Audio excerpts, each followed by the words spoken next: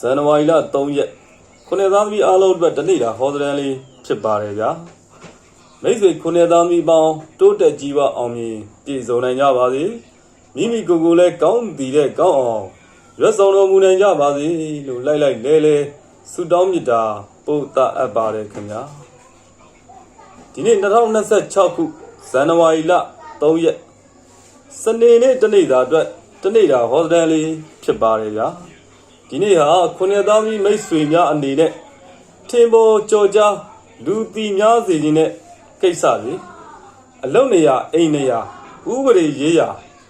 အုပ်ချုပ်ရေးဆိုင်ရာအလုပ်တွေကိုတစ်ချိန်ကရည်ရွယ်ထားခဲ့တဲ့လုပ်ငန်းကြီးရည်ရွယ်ချက်ကြီးတွေစတင်အကောင့်ထဲပေါ်ခြင်းလုပ်ငန်းတွေပြုလုပ်ဆောင်ရွက်တဲ့နေ့ဖြစ်ပါတယ်ဗျဒီနေ့တော့ကန်တရားရဲ့ထောက်ပံ့ရရှိစေဖို့ဆိုရင်တော့အနီရောင်ခရမ်းရောင်များပါတဲ့ဝေစားသုံးဆောင်တွေကိုအားပြုဝစ်စင်သုံးဆွဲတင်ပါတယ်ဒီနေ့ရဲ့အောင်တဲ့အားကောင်းတဲ့နေ့နံတွေကတော့တနင်္ဂနွေသားသမီးကြာသာဝေးသားသမီးတို့ဖြစ်ကြပြီးတော့ကံကောင်းလက်ရှင်စီတဲ့ကဏ္ဍတွေနံပါတ်တွေကတော့9ကဏ္ဍ1ကဏ္ဍတို့ဖြစ်ကြပါတယ်ဗျ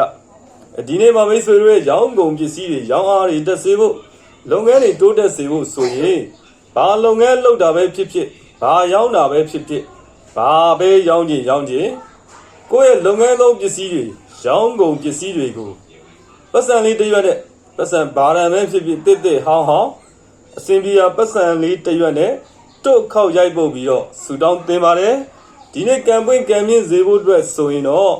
မြတ်စွာဘုရားမှာပဲဖြစ်ဖြစ်ကြီးကဲသူ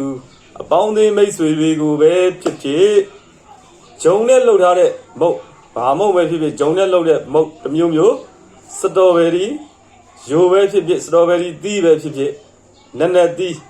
တမျိုးလှူဒန်းဒါနပြုခြင်းအဖြစ်ကံတရားရဲ့ထောက်ပံ့တွေရရှိနိုင်ကြပါစေ